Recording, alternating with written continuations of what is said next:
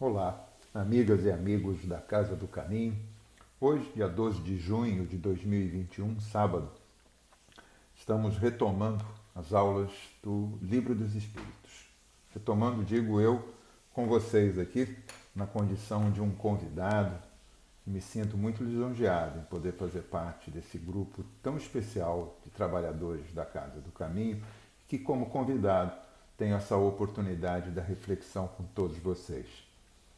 Não tenho a presunção de lhes ensinar absolutamente nada, mas a satisfação de poder dividir as reflexões pelo desafio do estudo que nos foi proposto e que colocamos hoje aqui, que é da Lei de Destruição do Livro dos Espíritos, da questão 746 à questão 776.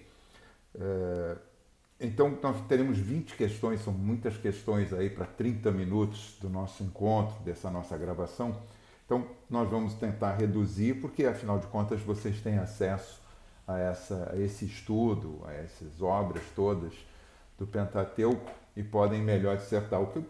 Minha proposta aqui é que a gente possa, de alguma forma, provocá-los para uma racionalização daquilo que os Espíritos nos trazem sobre a visão de Deus, sobre o homem aqui na Terra, e que Kardec soube tão bem colocar quando ouviu os Espíritos e assim racionalizou essa doutrina de amor, de caridade, de bem-querer, que é a doutrina espírita, a doutrina dos Espíritos.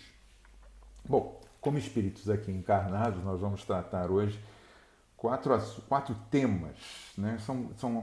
A abordagem da 746 776, ela tem dois momentos: olhar para nós lá no passado, um passado longínquo, e olhar num passado bem próximo agora e no presente, porque nós vamos tratar de assuntos que para alguns podem parecer que já não deveriam nem sequer ser mais matéria de assunto, mas estão presentes no nosso cotidiano, no nosso dia a dia, e nos afrontam, nos buscam o concurso da atenção e da nossa preocupação, que é o assassínio, a crueldade, duelo e pena de morte. Então, repetindo: assassínio, crueldade, né?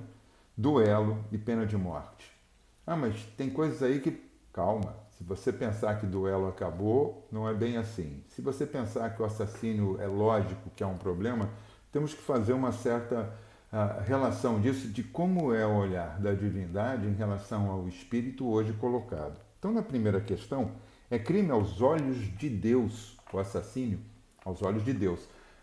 Aos olhos dos homens, nós homens, mulheres aqui encarnados, existem as leis humanas, e que diferem de região para região do planeta. No Brasil, nós temos uma visão sobre o assassínio, com uma determinada formatação de penalização. Assim na América do Norte, assim na Europa, na Ásia, enfim, no Oriente, existem visões separadas. Existem também visões que são mescladas, que é quando a lei dos homens se mistura com as leis religiosas.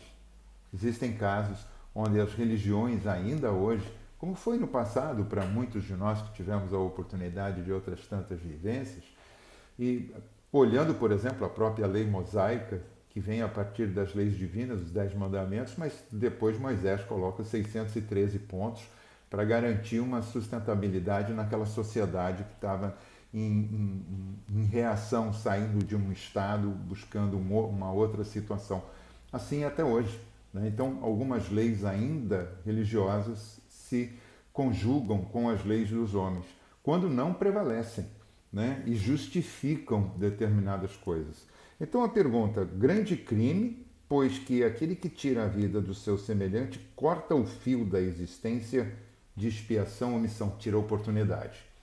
Ah, mas você abreviou então um sofrimento? Não.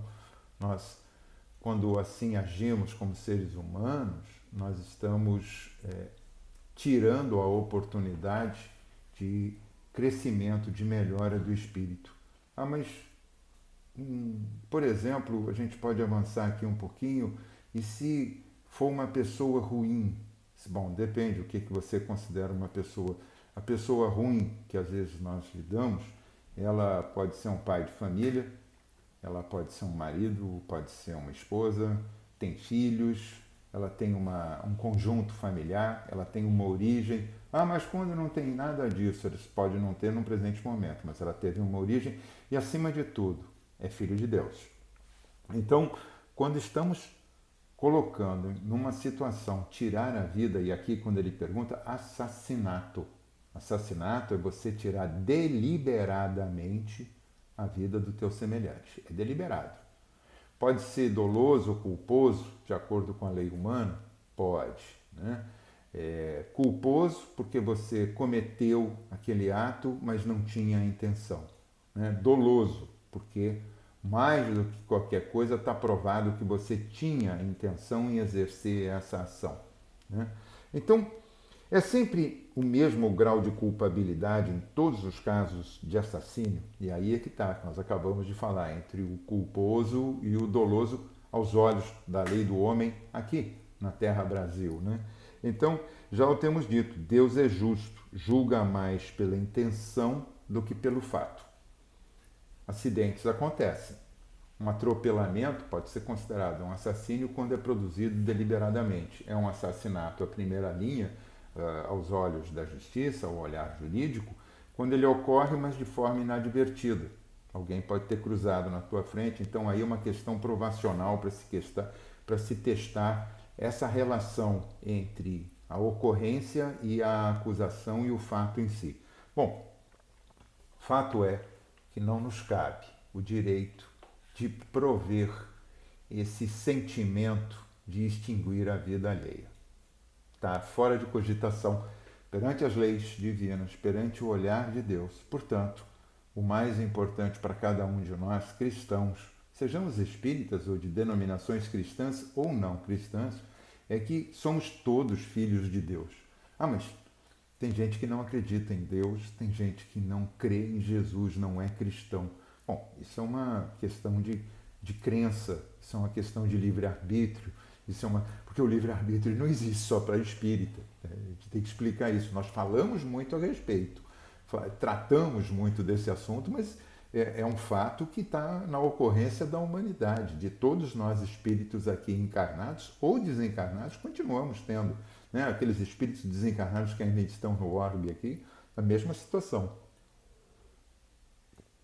Então, não haver a presença de Deus no sentimento de homens e mulheres, ou não haver de Jesus, é uma questão de livre-arbítrio, mas eles estão presentes. É a mesma coisa que se nós pensássemos o seguinte: nós estamos à prova da legislação humana. Eu, quando fiz o meu voto em determinado legislador, eu esperava dele determinada atitude, mas ele toma outra atitude. Todos nós vamos ser tocados por essas atitudes, por essas decisões, sejam elas boas ou ruins. Independente, então não é o fato de eu conhecer, mas é o fato de saber que eu estou submetido. Da mesma forma, nós estamos submetidos às leis divinas, ao amor de Deus e aos ensinamentos e ao amor do doce governante do nosso planeta, Jesus. Então, assassínio está fora de cogitação, são das questões 746 até 751. Ele ainda pergunta, tem culpa os assassinos que a praticam durante a guerra? Porque o assassinato é considerado a extinção da vida do outro. Né? Então, durante a guerra não, porque, conforme os espíritos aqui dizem, quando constrangido pela força. Veja, você está convocado, você está colocado num campo de batalha. O outro ameaça a tua vida porque é o degladiar-se, né? É o estar ali se confrontando por razões opostas, por isso da guerra, desse absurdo da guerra ainda, que não conseguimos, saímos do mundo primitivo, chegamos a esse mundo de provas e expiações, que estamos trabalhando para migrar para um mundo de regeneração e a guerra ainda está presente, nos atrasando esse caminhar, nos atrasando os passos desse avanço. Mas estamos tratando o assunto, então ele diz que não, quando constrangido pela força. Também é levado em conta o sentimento de humanidade com que proceda durante esse estado. Aí eu vou permitir um comentário. Nós temos a casa aqui em Sulacap, próximo aí da Casa do Caminho também, que é o Centro Espírita Daniel Cristóvão. E Daniel Cristóvão é extraordinário, né? Poucos conhecem assim a história e tudo. Ele foi um militar brasileiro e que esteve presente na Segunda Guerra Mundial como oficial na área de intendência e suprimentos. Eu vou aqui ser bastante rápido nessa história. E ele entendia o seguinte: para dar suprimento e alimentar, tem que alimentar a todos, inclusive os nossos prisioneiros feitos em guerra naquela época. O Brasil estava em guerra na Itália, esteve presente nos campos da Itália e fez diversos prisioneiros alemães, que eram a denominação, e alguns italianos, poucos italianos que já tinham, na verdade, desistido ali do processo, mas em grande maioria os alemães. E Daniel Cristóvão entendeu o seguinte: se vão almoçar as nossas tropas brasileiras, vão almoçar também as tropas ali. E foi diversas vezes repreendido, chegou a ter fatos difíceis dentro da hierarquia militar por conta desse ato. Então, em plena guerra, enquanto os nossos homens combatiam naquele momento, ele também tinha um ato de humanidade em reconhecer o prisioneiro, que já não tinha mais capacidade de combatividade, estava ali preso, estava absolutamente controlado, mas que tinha o direito ao alimento. Então ele coloca aqui o sentimento de humanidade com que proceda. Tem até um filme também que eu recomendo para todos, Até o Último Homem. Tá? Acho que na Netflix também, enfim, um desses streams que estão aí disponíveis, Até o Último Homem, que é a história de um soldado americano que se nega a usar arma, vai quase à corte marcial por isso, mas ele agia como paramédico, né? O socorrista de campo de batalha. E para ele, o socorro era do próximo. Como a gente fala, independente disso, ele tinha a crença no ser humano. Só vendo o filme, não vou fazer aqui um spoiler, até porque não é a proposta, mas a busca dele era salvar quem tivesse vivo, ferido, machucado, fosse em qual grau, com qual sacrifício do estado dele. Vale a pena assistir o filme. Bom, nós vamos avançando um pouquinho, porque já estamos aqui já com quase metade do tempo da disponibilidade, ainda temos que falar da crueldade. A crueldade. Crueldade é um sentimento que só está presente no homem, né? De uma forma primitiva, alguns dos nossos companheiros de planeta, os animais chamados irracionais, engraçado, eles são irracionais, mas eles não fazem guerra, né? Mas enfim, não é o comentário de agora. Mas os animais irracionais possuem algo. Dizem assim, não tem crueldade. Tem sim, mas é uma crueldade instintiva. Ele está fazendo aquilo para se sobrepujar, para se colocar sobre, para ter domínio de ação.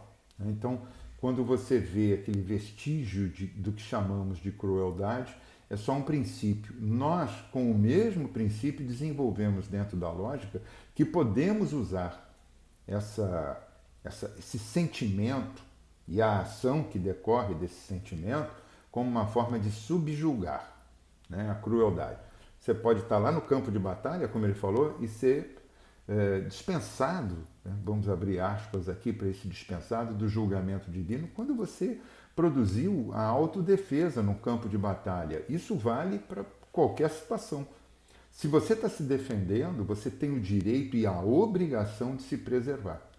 Então, se não há mais, você chegou a uma situação limite e só a extinção da outra vida, que de alguma forma, selvagem ou não, racionalizada ou não, avança e intenta contra a sua integridade física e da continuidade da sua existência, cabe a legítima defesa.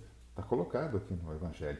O que não pode é usar desse argumento para justamente produzir a crueldade, artificializar, produzir algo que dê ideia de, mas que não seja de fato. E essa é a crueldade que vem no instinto íntimo, que muitas das vezes nós guardamos. Ela está presente na guerra, ela está presente, inclusive, num fato que nós vamos tratar mais à frente, e que é o duelo. Então, crueldade era um estado rudimentar do homem no passado, ser rude, ser grosseiro. Ele não tinha nem as feições que nós temos hoje, embora já fosse sapiens sapiens, ele ainda era um homem rudimentar, com a inteligência em desenvolvimento. Então, o que ele apresentava na época de crueldade era tão talvez próximo desses nossos companheiros animais que produzem uma crueldade para sobrepujar uma situação e se apresentar. Mas isso com a racionalização, com a inteligência, com o crescimento, desenvolvimento do ser, passou a ser um sentimento que dá prazer. A crueldade é um sentimento que dá prazer, como no assassínio, como no infanticídio, como no feminicídio, como em todo tipo de crime. Tirar, extinguir a vida por prazer, por domínio, por forma, é uma forma de prazer. E vamos aqui adiantar um pouquinho. Então, só para finalizar, a questão da crueldade é uma questão de desenvolvimento moral. Muitas das vezes temos um aspecto, somos atores, né? E investidos de um personagem, nos parecemos assim pessoas muito íntegras, muito boas, muito corteses para o exterior, mas trazemos no íntimo uma crueldade que às vezes praticamos no nosso lar, praticamos externamente com um subordinado, numa perseguição, que é hoje até tratado na lei quando você tem o assédio moral, o assédio sexual, todos esses assédios, né? Assediar, forçar, constranger, né? Alguém, você tá produzindo uma crueldade. Você, quando está fazendo isso com uma criança ou com um ser de difícil capacidade de defesa ou que esteja submetido a qualquer situação, você está usando de crueldade. E esse é um sentimento que, infelizmente, permeia a nós espíritos encarnados e desencarnados, não por menos os nossos obsessores e aqueles que nos são afins, porque às vezes a gente reclama de obsessores, crueldade, mas é porque somos de sentimentos afins, nos aproximamos. Isso é matéria para outro estudo, mas lembremos-nos que à nossa volta ficam aqueles com quem somos afins. Não é só a família que às vezes se separa, se afasta ou que nós nos afastamos. É por causa da ligação fluídica, da capacidade magnética, dessa capacidade de interagir. Meu santo não casou com o santo dele. Isso é uma expressão popular, antiga. Na verdade, não houve empatia, não há modo simpático de se estar presente. Por quê? Porque percebemos no outro sentimentos que estão escondidos no íntimo. Isso é uma questão a ser muito procurada. E, como está no Evangelho e no Livro dos Espíritos, não existe vítima inocente. Lamento informar que tudo que estamos colocados aqui está subjugado a uma lei divina natural, que é a lei de causa e efeito.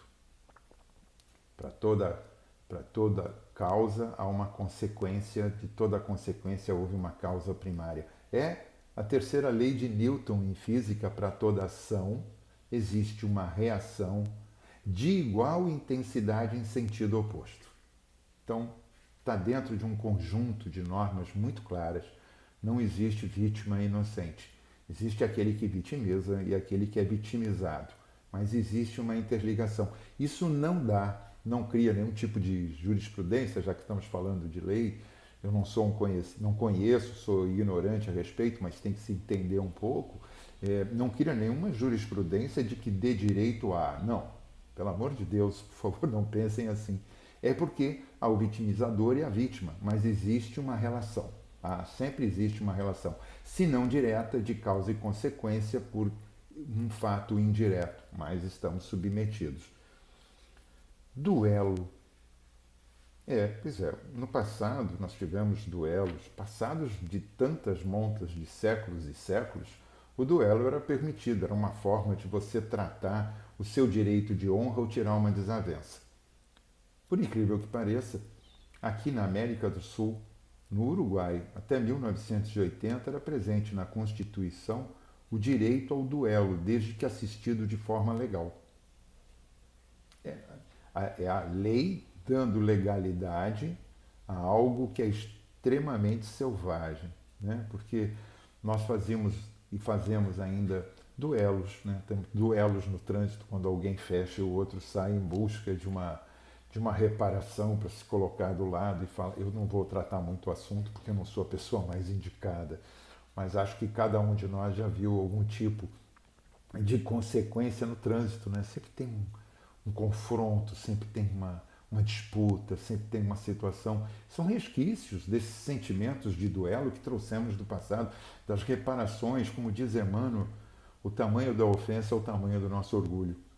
né? O orgulho e a vaidade são ainda chagas da humanidade, como ele coloca aqui na questão 759.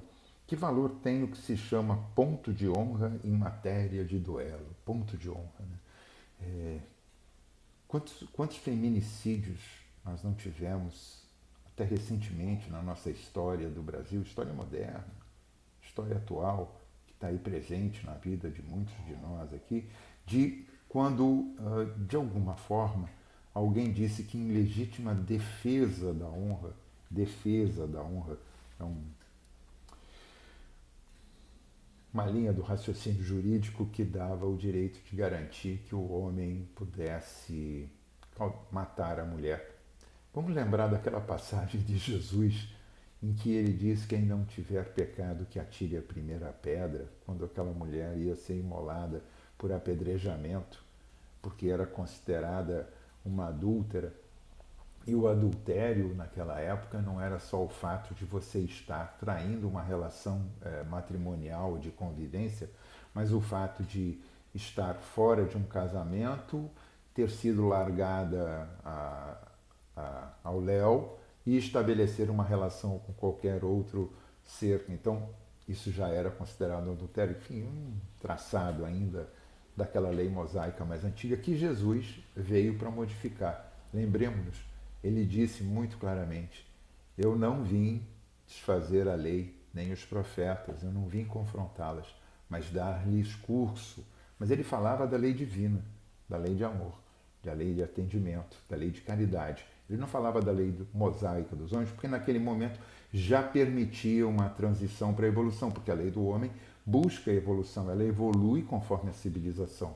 Nós não temos a mesma lei da base da primeira Constituição no Brasil, assim fala em todo o planeta. Nós já somos um país laico, nós não temos a relação da igreja, efetivamente, ou de qualquer designação religiosa, influindo no meio político, jurídico, legislativo e executivo do país. Então, há uma separação. Né? Já tivemos uma evolução, precisamos evoluir mais. Na verdade, a evolução da lei é sempre atrás dos fatos. Ela nunca consegue, não se tem na história, um momento que ela consiga efetivamente estar à frente dos casos e das consequências. Mas é natural, faz parte, é um dos processos de evolução. Melhorar a lei de acordo com o nosso desenvolvimento. E aí vem uma coisa chamada pena de morte. Né? Nós já superamos aí falar em duelo, só não vamos esquecer que a gente assiste muita luta, que é uma forma de duelo. Né? Antigamente se jogavam aqueles duelos por coercivos, né? Os duelos nas arenas, onde você botava os homens lutando, ou os cristãos na mão dos soldados e daqueles gladiadores ou de animais. Era uma forma de duelo coercivo, né? Descompensado. De um lado, um assassino, do outro, uma vítima. Né? Embora com segmento, uma vítima. Porque existem aquele outro tipo de duelo, que é quando você aceitava a provocação e sabia que ia morrer, porque o outro era um expert em espada, em uso de arma, de fogo, fosse o que fosse na luta, e você não tinha esse propósito, não tinha esse preparo. Então, de um lado, você tinha a crueldade de um assassino que está fazendo aquilo para se locupletar, e do outro lado, um suicida que não soube ceder por medo de uma pressão social, por toda uma série de consequências do psiquismo que se fazia na época, e cedia e, obviamente, ia a óbito, né? Ou ia a um ferimento grave, ou ia a uma execração pública por ter perdido, né, o duelo. Mas a gente até hoje fica aí apostando em luta de boxe, em outras formas de luta. O homem ainda se locupleta, ainda se sente feliz em ver uma contenda, um embate. Está na hora da gente começar a mudar. Não precisa ficar condenando o passado. Faça como o Chico sempre bem disse: eu não posso mudar o meu passado, mas posso tomar a decisão agora de mudar o meu futuro. E o futuro é o segundo próximo. No que estamos falando, estamos desenvolvendo o curso do que chamamos futuro. É cada segundo à frente. A gente pode tomar a decisão de mudar. Isso é uma questão nossa. É uma questão de sabermos sacrificar alguns prazeres mais primitivos por razões mais presentes para a nossa evolução. Uma questão de escolha, livre escolha. Eu não estou dizendo o que é certo e o que é errado. Fica ao critério das senhoras e dos senhores avaliarem. E a pena de morte, hein?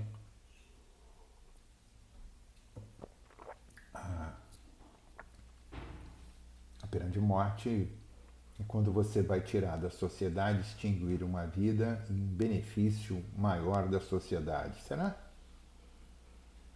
Olha, estudando a doutrina, tudo que Kardec trouxe na interpretação da resposta dos espíritos, toda vez que o chamado malfeitor da sociedade se liberta das vestes terrenas, ele fica muito mais liberto para continuar a proceder com seus maus intentos, porque se torna um espírito livre, liberto da matéria, ele tem maior possibilidade, infelizmente.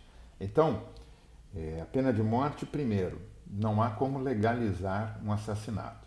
É a mesma coisa do duelo, até 1980 era legalizado. Porque estava sobre a égide da lei. Não existe como. Perante a lei de Deus, a lei divina, é um assassinato. Então, o Estado promover um assassinato deliberado, uma coisa é você pegar aquele contraventor e cercear a liberdade em benefício da sociedade e, teoricamente, infelizmente não acontece, mas teoricamente, ressocializá-lo. Ou seja, dar a ele o benefício de se reavaliar. Poucos fazem, mas acontece, não existe uma perda geral. Né? Só não existe um ganho maior, que já poderia ser maior se a sociedade fosse mais equilibrada. Nós temos hoje depósitos de marginais que chamamos de prisões e que lançamos esses homens e mulheres e jovens lá para dentro à mercê de uma série de fatos que tratam de todas as maldades possíveis, do processo de corrupção em todos os sentidos. É um processo difícil, não é um momento para discutirmos aqui, até porque estaríamos politizando, mas de pensarmos de quanto essas coisas ainda ocorrem por nossa desatenção, porque não nos toca, não está próximo de nós. Bom, então pena de morte é algo que, perante a lei divina, não encontra aporte, não encontra garantia. Né? A lei de conservação dá ao homem o direito de preservar sua vida. Não usará ele desse direito quando elimina da sociedade um membro perigoso? Nós já falamos isso. Há outros meios de se preservar a sociedade e de dar a oportunidade àquele criminoso. Para chegar à pena de morte tem que ser um crime grave, né? Aos olhos dos homens.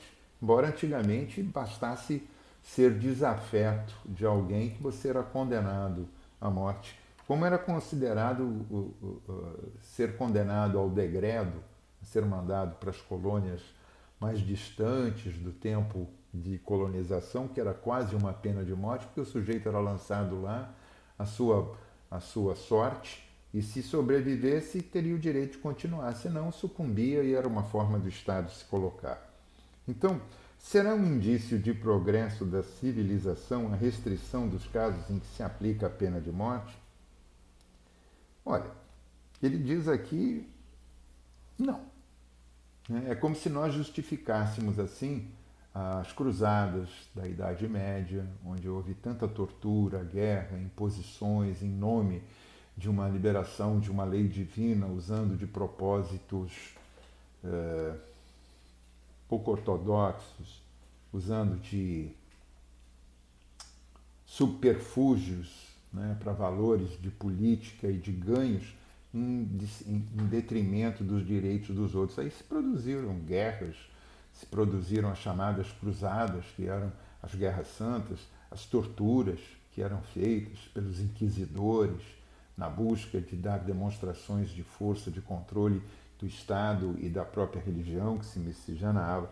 Então aí havia a definição de pena de morte. Em nenhum momento pode-se dizer que ela está amparada. Lembremos-nos novamente, Jesus veio para dar curso às leis e aos profetas e não afrontá-las. Ele trouxe a espada, como bem colocado, mas essa espada era para dividir o joio do trigo, como está lá numa das suas maravilhosas parábolas, né? Separar o joio do trigo. Essa espada não era espada de matar, não era espada de executar, era o sentido figurativo, alegórico de separar, né? De botar um jugo sobre a cabeça, como ele bem coloca, né? Vinde a mim todos vós que se sentis fatigados, né? Porque tomai de meu jugo que é suave, de meu fardo que é leve. Ele diz isso. Todos nós temos o jugo e os fardos. Até ele próprio não se eximiu no exemplo que sempre deu à frente dos seus ensinamentos. Mas ele dá esse procedimento, pode ser suave e leve, de acordo com o nosso olhar, de acordo com o nosso proceder perante as leis.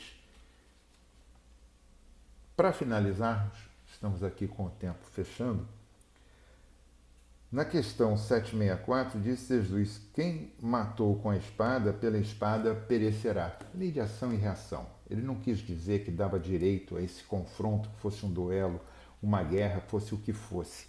Ele só está dizendo que é pela lei de ação e reação. É uma forma figurativa, dentro de uma linguagem lá, que era uma linguagem ainda restrita, como o aramaico, que vem através de suas traduções. Então não podemos trazer essa literalidade da palavra, da letra, porque senão fica pobre o ensinamento de Jesus, que é muito mais amplo na interpretação e que nos instiga a inteligência através das próprias interpretações que a espiritualidade coloca de forma clara, precisa, científica mesmo, colocando as razões, né, para que fiquem incontestes. Né? Então, perdoa os vossos inimigos. Né? A gente não fala isso? Quase sempre a gente fala, só que a gente não dá conta, né? Quando a gente está fazendo a oração que ele, o Mestre, o doce Rabi, o irmão maior e médico de nossas almas, Jesus, nos deixou, que é o Pai Nosso, nós estamos lá falando, perdoa as nossas dívidas, ou então perdoa as nossas afrontas, ou perdoa os nossos pecados, como queiram, cada um na sua interpretação, assim como é condicional, veja bem, perdoa, nós estamos pedindo esse perdão, assim como perdoamos o nosso próximo. Se não soubermos perdoar, pouco vale pedir para nós o perdão, porque estamos usando duas medidas, duas réguas, né? Uma que mede o outro e outra que mede a nós.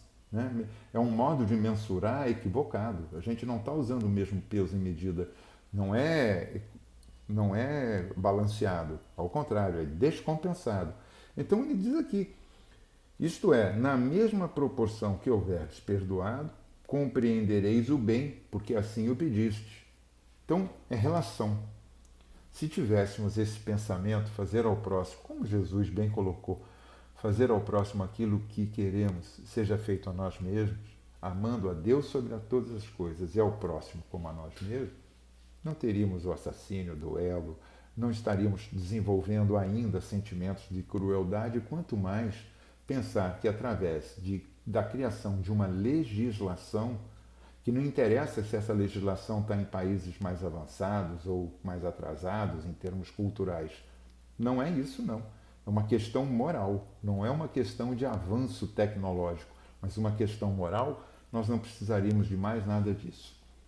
Que possamos, assim, pedir e agradecer por esse momento das nossas reflexões, do nosso encontro, a você que estará nos assistindo nessa gravação, hoje sábado, dia 12 de junho de 2021, ou mais à frente. Nós agradecemos a oportunidade da reflexão, esperamos ter tido realmente fazer dessa oportunidade aquilo que gostaríamos de refletir com todos vocês e de alguma forma lhes instigar ao estudo, lhes provocar para uma busca nesse estudo, porque é o conhecimento que nos liberta, não é isso? Então, agradecidos por essa oportunidade, dizemos obrigado, Senhor Jesus, obrigado, Dr. Herman, espírito de luz que orienta essa casa do caminho, junto com todos os demais espíritos, obrigado aos nossos mentores, que são fiadores incondicionais de nossa permanência como espíritos aqui encarnados e que, reconhecendo em nós o direito do livre-arbítrio, não desistem de nós e se mantêm firmes no propósito. Assim, bom estudo para todos, graças a Deus. Muito obrigado.